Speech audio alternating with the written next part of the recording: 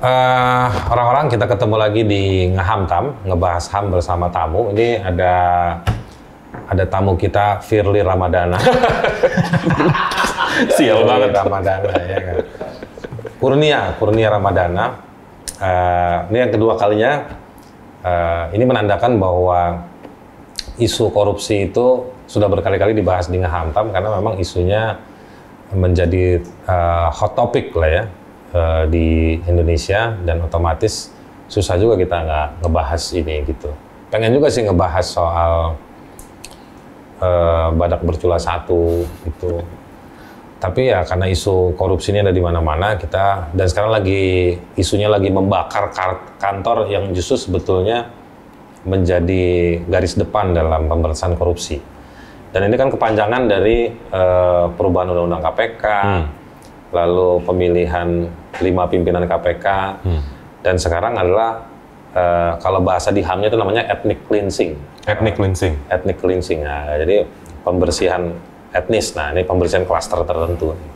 Nah, di sini sudah ada Kurnia Ramadana yang nanti saya posisikan sebagai Firly Bahuri. Gitu. Kenapa 75 mau dikeluarkan? Ya karena memang dia punya dendam pribadi dengan 75 orang ini. Novel Baswedan pernah ngutang nggak bayar?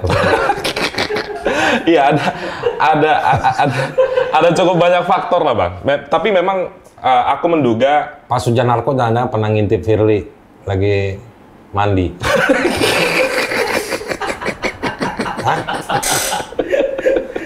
Iya, jadi apa ya Bang ya? Karena 75 orang ini misalnya ada beberapa orang yang pernah meriksa pelanggaran etiknya Firly. Terus orang-orang ini berarti Firly Bahuri nggak beretika ya? Sejak awal memang tidak beretika. Ketika dia jadi deputi penindakan. Tapi dia beragama? Kurang tahu, belum pernah lihat sih ketika dia posting. Dia kan ada stiker itu yang begini tuh. Iya, assalamualaikum. Artinya dia tahu etika sih. Iya. Yang mana nih gue jawab dulu teman? Bebas. yang 75 itu tadi udah disampaikan ya, soal dia menjadi deputi penindakan, problemnya banyak banget. Salah satunya soal dia pernah bertemu dengan salah seorang kepala daerah. Saat itu ICW melaporkan dia ke deputi PIPM, pelanggaran etik. Selain itu juga yang menarik, mungkin penting untuk teman-teman tahu, sebagian besar penyidik ataupun penyelidik yang tergabung di 75 itu adalah orang-orang yang pernah melayangkan petisi kepada pimpinan KPK saat itu Pak Agus Raharjo karena memprotes kebijakan ataupun gelagat yang ada di deputi penindakan, menghambat kasus, memperlakukan khusus seorang saksi, dan juga ada hambatan ketika ingin menggeledah. Di zaman Pak Agus itu terus apa tindakan Pak Agus terhadap petisi tersebut? Terhadap petisi, terhadap dugaan pelanggaran kode etik, lambat prosesnya. Beberapa kali kita masyarakat sipil memprotes kepada pimpinan KPK, kenapa putusan etiknya sangat lama. Putusan etiknya keluar ketika fit and proper test kalau nggak salah di Komisi 3 DPR yang menyatakan bahwa Firly secara sah terbukti melakukan pelanggaran etik berat. Maka dari itu, berarti ini beban zamannya Pak Agus juga nih yang lelet. Betul. Merespon. Waktu itu Firly posisinya ada di deputi. Deputi penindakan. Oh, di deputi penindakan itu ditemukan situasi kasus ada yang banyak kasus yang tidak berjalan ya. Banyak kasus yang tidak berjalan. 75 orang ini sebagian besar dari mereka waktu itu bikin petisi. Iya. Kepimpinan zamannya Pak Agus. Zaman Pak Agus Raharjo, betul. Dan Agus Raharjo dan pimpinan waktu itu tidak memberikan satu respon yang signifikan. Iya, kita sempat beberapa kali temuin pimpinan KPK, tapi pada faktanya proses itu berjalan sangat lambat, padahal pelanggarannya sudah clear sekali. Berarti ini pembersihan terhadap 75 orang ini juga salah satu faktornya adalah faktor akumulasi dari zaman sebelumnya ya? Iya, ini adalah karena kan Pak Firly sudah bergabung di KPK itu tahun 2017 atau tahun 2018 menjadi deputi penindakan, banyak permasalahan, dia ikut capim, itu juga gelombang protesnya juga sangat masif. Kalau nggak salah dulu kita masyarakat sipil bersama dengan pegawai KPK kalau aku nggak salah buat pagar menolak pelanggar etik masuk KPK. Siapa pelanggar etik ya? Jelas Firly Bahuri. Gitu. Kayak begitu semua ya. Jadi 2018 dia keluar dari KPK. Dia keluar dari KPK, sayangnya kepolisian Dia mana? justru S2. dia menjadi Kapolda Sumatera Selatan saat itu. Oke. Itu yang kita sesalkan, kenapa justru orang yang memiliki segudang permasalahan justru dipromosikan mendapatkan jabatan yang cukup prestis di lembaga kepolisian. Gitu. Oke. Nah jadi sekarang nih, kalau menurut lo, jadi 75 ini memang bagian kelanjutan ya dari akumulasi undang-undang KPK dirubah, terus pimpinan KPK diinstal orang-orang yang apa namanya, kemarin siapa yang bilang tuh ya, nggak berguna ya? Ya. Ferry Amsari ya? Ferry Amsari. 4 orang lainnya nggak berguna. 4 orang nggak berguna. Masih lebih berguna biskuit kombuan dong. Iya, jadi 4 orang itu juga kita bingung sekarang, Bang. Karena kebijakannya udah jelas sekali ini Lu melanggar. jangan bingung, mereka juga lagi bingung di dalam mau ngapain. Iya. Berarti lu sama sama mereka. Ya udah jelas banget kebijakan itu melanggar hukum, melanggar etika, tapi tetap aja mereka setuju-setuju aja. Kita nggak tahu juga nih, 5 orang dewan pengawas itu kerjanya ngapain? Kan di undang-undang KPK baru. Kan dia pengawas di atas menara, jauh. Iya, harusnya kan mereka mengawasi kebijakan pimpinan, mereka punya tugas untuk memeriksa dugaan pelanggaran kode etik. Tapi lihat aja kemarin, statement Indrianto Seno Aji malah setuju dengan kebijakan ngawur kayak gini. Indrianto Seno Aji ya? Iya, yang baru menggantikan almarhum Artijo. Iya. Dia dulu bekas pimpinan KPK juga ya? Bekas pimpinan KPK, ya, dan dia capim Yang zaman dikasih stempel sama teman-teman kode Troya itu ya? Iya, dan dia ketika capim, dia membenarkan Firly ini adalah orang yang benar untuk jadi pimpinan KPK. Tapi dia profesor loh, hati-hati loh. Dia juga lawyer juga. Lawyer juga. Dia pernah bela Soeharto dulu kan, kalau nggak salah. Soeharto? Oke, yang punya ayam goreng. Oh iya benar-benar, dia bela Soeharto juga. Nah, sekarang begini. Ke depannya agendanya apa, Pur? Ada banyak sebenarnya. Ini kalau di karikatur kan gedung KPK ambrol. Macam-macam lah. Iya. Ada yang diikat sama tali. Nah, imajinasi lu nih KPK ke depan gimana nih? Sejak dia jadi pimpinan KPK sebenarnya udah banyak banget asumsi publik yang sepertinya ingin menurunkan tuh ekspektasi mereka kepada KPK. Jadi 75 ini adalah akumulasi atau babak akhir dari kebijakan kontroversi Firly. Di awal ketika dia jadi pimpinan kan banyak banget nih permasalahan nih. Iya. Misalnya Harun Masiku sampai sekarang nggak dapet.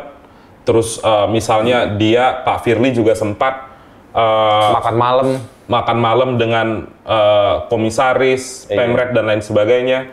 Juga dia makan malamnya di helikopter ya? Itu lain lagi? Itu lain lagi. Oh. Dia pernah melanggar etik karena menggunakan helikopter mewah. Terus dia itu pernah bareng dengan terdakwa sekarang, Juliari Batubara. Gue belum pernah Kemensos.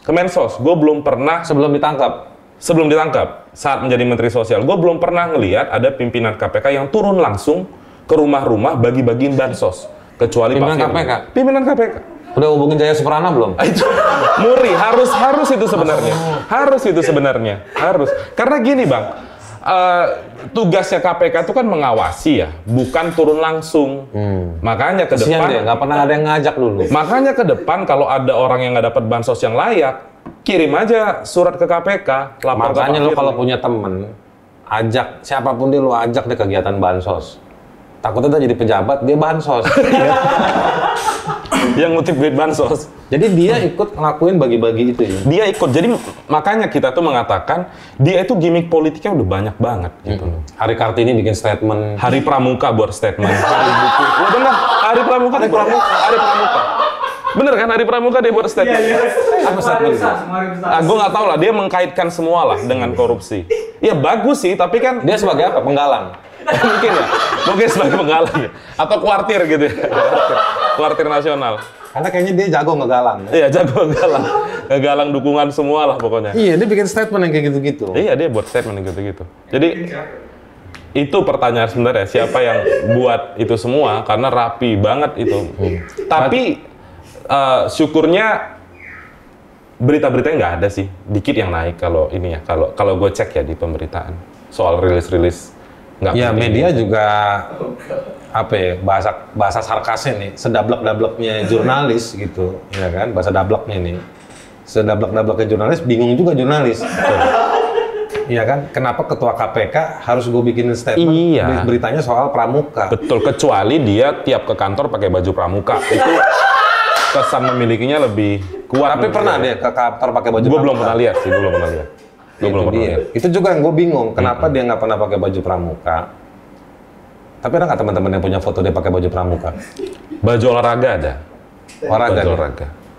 Oh, yang itu ya, pakai polo terus celana pendek tuh ya? Iya, celana pendek. Gue pernah ngeliat juga tuh. Main golf dia ya? Gue nggak tahu main apa itu ya. Dia main tenis sih jagonya. Oh, tenis jago dia? Tenis jago dia. Beberapa kali ada fotonya di media, dia main tenis. Tuh 75 orang ajak tanding tenis aja berarti. Iya, betul. Gue mau nyari pertanyaan nih soal tes wawasan kebangsaan. Cuma gue lagi bingung. Tapi kira-kira lo gue anggap sebagai Firly lah. Iya. Bisa ya? Bisa. Ini tes wawasan kebangsaan. Tes wawasan kebangsaan. Bener ya? Bisa ya? Gue nggak bisa sih jadi dia. Nggak bisa gue jadi dia, Bang. Lu coba aja. Susah gue jadi dia, Bang. Susah banget gue jadi dia. Jadi Firly. Gue mimpi aja kebayang naik helikopter nggak pernah. Mimpi. Bayang belum pernah gue. Susah jadi Pak Firly itu. Dia mungkin naik helikopter mau kayak itu kali, film Mission Impossible. Iya, bisa jadi. Mungkin dia mau yang syuting helikopternya masuk terowongan. Iya, betul. Dia ngegantung di helikopter, ya, bisa jadi. Kita kan nggak tahu. Iya. Mesti ada yang nanya ke dia. Lu tak pernah ketawa. Kayak lagi stand up ya jadi. Kita mesti ada yang nanya ke dia. Bapak waktu naik helikopter di depan nggak kayak si siapa tuh? Iya. Yang kayak Mission Impossible. Harusnya itu terungkap di sidang Dewas kemarin. Nah, pembuktiannya yang ngelapor itu si Boyamin ya? Boyamin ya, Boyamin. Mesti kita nanya Boyamin. Gue salah ngundang mesti. Iya, Boyamin. Enggak Boyamin jangan gue. Iya, betul. Iya. Tapi kita mesti nanya sama Boyamin. Waktu di proses itu sebenarnya Firly duduknya di mana? Jangan-jangan dia lagi bisa jadi di depan itu tuh kayak film Mission Impossible. Karena kan nggak ada videonya, rekamannya nggak ada. Iya. Itu di Dewas ya? Di Dewas. Gue nggak tahu tuh Dewas ungkap itu nggak, pertanyaan penting tadi. Di mana posisi Pak Firly dalam helikopter? Iya, itu penting tuh. Penting banget. Duduk di mana dia? Apa di kaca kayak cecek? Ya kan? Bisa jadi betul. Bisa jadi. Di depan. Bisa jadi. Atau di baling-balingnya. Iya. Makanya dia pusing, turun, ditetapkan 75 harus dipecat. Betul banget. Karena kemarin kalau lu lihat, ketika dia konferensi pers kan megah banget tuh. Ada bendera 6 lah, 3 kanan 3 kiri. Ada foto Pak Jokowi sama Pak Maruf Amin, padahal salah. Di undang-undang itu foto presiden itu adalah sejajar sedikit di bawah lambang negara. Nah, lambang negara itu kan bukan logo KPK. Jadi Pak Firly pun wawasan kebangsaan soal lambang negara dia nggak ada. Gimana dia mecat 75 mengatakan dia press conference kemarin itu berlindung di balik simbol-simbol negara. Iya, berlindung di balik simbol-simbol negara. Terus gue perhatiin cara dia ngomong kami, jadi dia melekatkan dirinya sebagai lembaga. Iya, betul. Tapi nilai-nilai kelembagaannya sebetulnya nggak diterapkan dalam rangka menyingkirkan, menonaktifkan bahasanya. Betul. Menonaktifkan yang 75 itu. 75 ini nanti akan ditaruh di mana? Kalau dilihat dari SK-nya kan mereka disuruh memberikan tugas kepada atasannya. Berarti nggak mereka sama dengan dipecat, ngapain mereka ke kantor? Orang mereka nggak dibebas tugaskan. Gue nggak tahu apakah itu bahasa untuk mengulur waktu, menggambar situasi dan lain sebagainya. Tapi gue khawatir tuh nanti jadi ini kan sebenarnya cara untuk membuat stres. 75 orang itu jadi nggak jelas, nggak juntrung, ya kan? Nanti malah ketangkep gara-gara ngegibahin orang. Iya. Ya kan? Betul. Nanti ada kena yang begitu-begitu kan? Iya. Kan kita tahu kan banyak kasus-kasus. Gue suka dapet tuh ya, orang lapor kasus ASN dinonaktifkan, bebas tugaskan, terus akhirnya mereka nggak masuk, di luar, nggak absen, akhirnya dipecat gara-gara nggak absen. Iya. Mungkin itu bisa jadi triknya dia ya. Ya ini sih modus umum lah, gitu. Tapi belajar dari mana dia ya? Mungkin ketika dia mau naik helikopter tadi, mungkin dia ada belajar isu. Ini semua peristiwa ini terjadi pada bulan Ramadan ya? Iya, pada bulan Ramadan. Semua sih Bang. Ketika setan lagi pada diikat semua ya? Iya. Berarti ini original attitude lah ya? Original attitude. Nggak mungkin, misalnya gue sih nggak bilang Firly nih, ya. Bisa jadi nih nanti dia ada nyalahin jin mana yang ngerasukin dia gitu. Nggak bisa juga kayak gitu kan? Karena ini bulan Ramadan. Karena bulan Ramadan. Harusnya nggak ada tindakan-tindakan kayak gini di bulan Ramadan. Terus gue mau tanya teman-teman kayak setuju ya sama Firly? Enggak lah, setuju gimana? Kok diem aja sejam ini? Perasaan udah beberapa kali konferensi pers, udah mengatakan secara substansi bahwa apa yang dilakukan ini tapi kan nggak cukup salah. konferensi pers. Yang untung media dapat klik banyak. Nah kita tuh rencananya memang ada beberapa upaya hukum yang mungkin bisa dilakukan ya menyikapi persoalan ini, terutama soal. Tapi masih percaya sama upaya hukum? Udah enggak sih, cuman Terus ngapain? tetap Gabut dicoba. aja gabut ya. Tetap dicoba sih, misalnya kayak PT UN, Ombudsman, terus misalnya men-JR Perkom 1 2021 yang problemnya banyak banget gitu. Itu yang dipakai sama si Firly. Itu yang dia masukin tuh tes wawasan kebangsaan. Ini kenapa kita ngomong Firly terus? Karena menurut Ferry Amsari yang 4 orang nggak ada guna. Nggak ada. Jadi nggak usah diomongin. Berarti Firly masih ada guna nih? Enggak juga sebenarnya. Enggak. Ini Ferry Amsari kayaknya. Dari Amsari. Iya kan? Oke, jadi Perkom itu yang mau di-JR juga? Iya, ada pembahasan itu sih. Pengen di. Terus teman-teman katanya mau bikin kaos? Iya. Jadi ada Kaos kaki apa kaos badan? ya kaos lah Bang untuk mengatakan bahwa permasalahan pemberhentian ini ngawur gitu loh. Firly boleh beli kaos ini? Boleh banget. Dia apalagi selaku aktor ya, sutradara dari semua ini harusnya dia beli juga. Tulisan kaosnya apa ntar? Berani jujur pecat. Berani jujur? Jadi orang-orang 75 ini yang jujur-jujur ini kan mau udah dipecat sama Firly nih. Mau kita simbolkan dengan kaos gitu. Berani jujur malah dipecat? Berani jujur malah dipecat. Kan itu ini ya, sarkas dari berani jujur hebat ya. Iya. Nanti Firly beli terus dia bilang, benar, karena saya jujur makanya saya pecat. betul, karena saya sudah pecat. Tapi lu jujur aja, menurut lu kalau lu mau bikin kaos nih, apa kata-kata yang paling cocok buat Firly? Pecat Firly? Iya, pecat Firly itu salah satu opsi sih Bang ya. Kenapa nggak bikin kaos itu aja? Nextnya mungkin lanjutannya bakal buat kaos itu ya. Lagi mikirin Lu kayak desain. bikin film, bikin kaosnya bikin Desain. film. Desain foto yang pas apa Kayak nih? ini, La Casa del Papel, ya kan? Iya, bentar lagi keluar tuh. Next begitu. Iya. Oke, jadi rencananya cuman begitu aja ya? Nggak gitu aja, banyak juga sih Bang. Banyak. Tapi gini, cukup nggak nih kita untuk semua tindakan itu untuk ngoreksi KPK? Iya, selain itu memang bolanya harus dipindah ke Pak Jokowi ya. Karena kan ini semua terjadi akibat kebijakan Pak Jokowi juga. Tadi yang lu sampaikan revisi Undang-Undang KPK, pemilihan pimpinan KPK kan Pak Jokowi ini yang merestui. Semua tanda tangan kan dia? Iya, semuanya tanda tangan dia. Di pimpinan itu kan dia yang milih, dia kayaknya yang seneng banget sama Firly. Harusnya ketika ada kebijakan kontroversi yang dikeluarkan oleh Firly, dan ketika semua sudah bersuara dia tetap bergeming, harusnya Presiden mengevaluasi dia. Meskipun mekanismenya belum ada ya, tapi setidaknya dia ingatkan bahwa ya KPK ini adalah anak kandung reformasi gitu. Tapi kalau KPK lemah, Jokowi diuntungkan kan? Maksudnya gimana? Kalau KPK-nya jadi lemah, Oh iya. Jokowi diuntungkan. Karena selama ini dia yang menyetujui agenda pelemahan itu. Itu dia, makanya. Nah ini kan sepaket lah ya, sewarna lah. Suwarna. Untuk melemahkan KPK itu sendiri. Nah, menurut lo dibeli nggak nih materi ini jadi bahan koreksi Jokowi dalam bentuk tindakan konkret nggak untuk membatalkan 75 ini? Kalau ngelihat yang kemarin sih kita ragu ya, karena kurang apa Undang-Undang KPK itu diprotes 5 mahasiswa tewas saat itu minta perpu, tapi ternyata lip service doang, sampai sekarang nggak ada perpunya. Padahal tuh ada profesor, semua datang tuh. Menko Polhukam kan datang ke sana juga. Sebelum dia nggak jadi Menko. Sebelum Menko. Menjanjikan perpu, tapi sampai hari ini kan nggak ada perpu itu.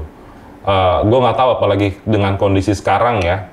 Apalagi timingnya pinter banget tuh KPK kemarin. Ketika Lebaran, kan Iya. 1 hari sebelum Lebaran diumumin. Ketika orang sibuk mudik segala macem, dia pecatin tuh 75 orang. Iya. Gitu. Jadi ya sebenarnya nggak efektif juga, nggak bakal ada sesuatu juga kan dari Jokowi. Gue ragu sih. Jadi ya ini bakal terjadi kan 75 ini disingkirkan. Iya, kalau nggak ada tindakan konkret dan kita udah ragu dengan komitmennya Pak Jokowi, ya bisa jadi worst case-nya mereka tetap akan diberhentikan. Dan at the end kan ini cuma jadi bahan omongan aja dan di masyarakat. Dan menurut lo, Firly dia di situ ya memang siap untuk dibully sama masyarakat kan?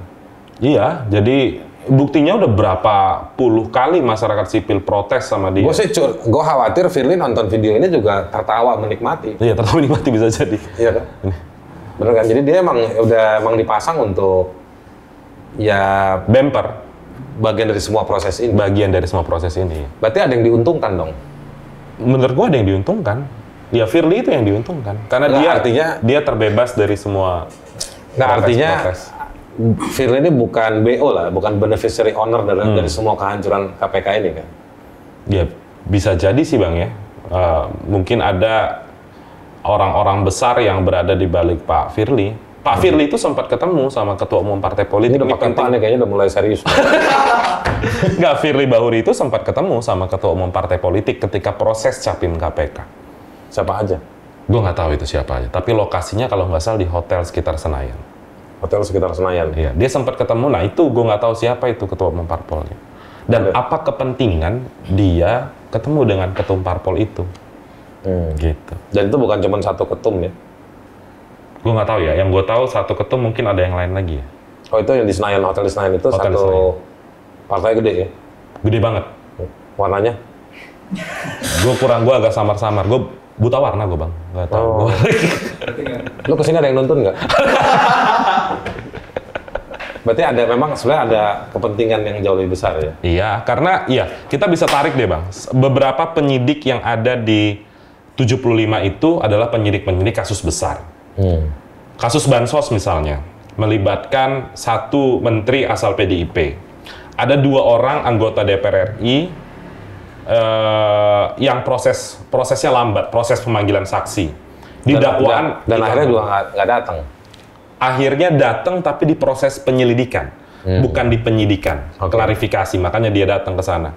Nah, di dakwaan kan nama-namanya hilang. Itu sudah kita protes berulang kali, tapi tetap juga dilakukan. Berarti kan gue duga ada perintah nih dari pimpinan KPK yang tidak menginginkan politisi-politisi itu di proses hukum oleh KPK. Dan itu menurut lo kan orang yang ngerjain kasus-kasus korupsi ini. Cara kerja di dalam KPK itu memungkinkan di pimpinan untuk mengintervensi ya? Kalau dia punya jaringan, misalnya deputi penindakan itu orangnya engge-engge wae sama pimpinan, direkturnya juga seperti itu, ya akan susah. Penyidik misalnya sudah ingin menetapkan tersangka A, memanggil A, menggeledah ruangan A. Tapi kalau direkturnya nggak ngasih, deputinya nggak ngasih, susah itu akan masuk ke Dewas. Bahkan sudah masuk ke Dewas aja nih, ini bukan Pak Firly nih, Pak Gufron misalnya, kasus Harun Masiku. Kan gue nggak tahu nih, Pak Gufron ini bohong atau enggak. Kasus Harun Masiku dulu, kan gedung PDIP itu udah mau digeledah, disegel sama KPK. Yeah. Disegel di penyelidikan, logikanya kalau lu ingin nyegel, di penyidikan kan lu ingin geledah. Tapi sampaiannya kan nggak digeledah. Pak Gufron pernah ditanya sama media, bagaimana Pak, ini lamanya di pimpinan atau di Dewas izinnya? Iya. Pak Gufron bilang, izin sudah kita kirimkan ke Dewas, Dewas yang belum ngasih balik izinnya. Tapi Dewas konferensi pers bilang, belum pernah ada izin yang tidak diberikan oleh Dewan Pengawas. Kalau omongan Dewas itu benar, berarti kan bohong nih Pak Gufron. Ya salah satu ada yang bohong. Salah satu ada yang bohong, entah itu Dewas, entah itu Gufron. Gitu. Oke. Itu untuk menunjukkan bahwa KPK hari ini terlihat enggan untuk memproses orang-orang di partai politik tertentu. Harun Masiku kan dari partai politik. Oke. Sekarang gini deh. Gue pengen sedikit kita bahas atau sebagai penutup. Kedepannya akan seperti apa nih? 75 sih menurut gue adalah selesai nih. Di persona non gratakan lah. Ada di dalam KPK tapi nggak dikasih job, dibikin frustasi, nanti ditunggu pelanggaran-pelanggaran administratif atau disiplinernya, lalu dipecat. Nah, si KPK-nya sendiri, agenda pemberantasan korupsinya sendiri, cukup nggak kita ngandelin polisi sama kejaksaan? 75 orang di sana aja yang kita tahu melawan, banyak sekali perkara-perkara yang mandek gitu loh. Atau banyak nama politisi-politisi yang hilang yang tadi kayak kita bahas. Apalagi mereka nggak ada di dalam. KPK-nya di tahun 2020 ada 8 lembaga survei yang mengatakan bahwa kepercayaan publik kepada KPK udah turun. Kenapa turun? Karena dua hal. Ada undang-undang KPK baru dan ada pimpinan KPK baru. Yang itu berujung pada citra Indonesia terhadap pemberantasan korupsi. Dikonfirmasi sama indeks persepsi korupsi, temuannya Transparansi Internasional kan turun tuh CPI poinnya turun, peringkatnya turun. Nah, ke depan memang agenda pemberantasan korupsi tidak lagi jadi agenda, bukan tidak lagi, sejak awal tidak menjadi agenda utama pemerintah. Yang kedua, pemberantasan korupsi yang tadinya sejak KPK berdiri itu ada di jalur cepat, balik lagi ke jalur lambat. Gitu, dengan akumulasi kebijakan politik hukum yang keliru. Itu artinya korupsi akan makin tambah banyak. Korupsi akan tambah banyak dan masyarakat tidak punya lagi lembaga yang bisa diharapkan untuk memberantas korupsi. Oke, dari sisi kesejahteraan hak asasi manusia, jika korupsi tambah banyak, apa dampaknya pada masyarakat? Ya, masyarakat terus menerus kesempatan dapat duit untuk buat masyarakat diambil buat mereka ya. Betul, kasus bansos itu kan memperlihatkan clear banget ya. 300.000, 10.000 diambil, bahkan sekarang lagi dihitung kerugian negaranya mungkin triliunan. Ada kasus ekspor benih lobster, nelayan-nelayan di sana kan pasti akan terdampak. Nah, ketika mereka berkeluh kesah terhadap negara tidak bisa melakukan apa-apa karena negara sendiri yang menutup keran pemberantasan korupsi dengan cara membunuh KPK. Gitu. Ngeri ya. Ngeri loh. Hah? Iya. Oke, Kur, thank you. Firly Ramadana. Baik, orang-orang, itu singkat aja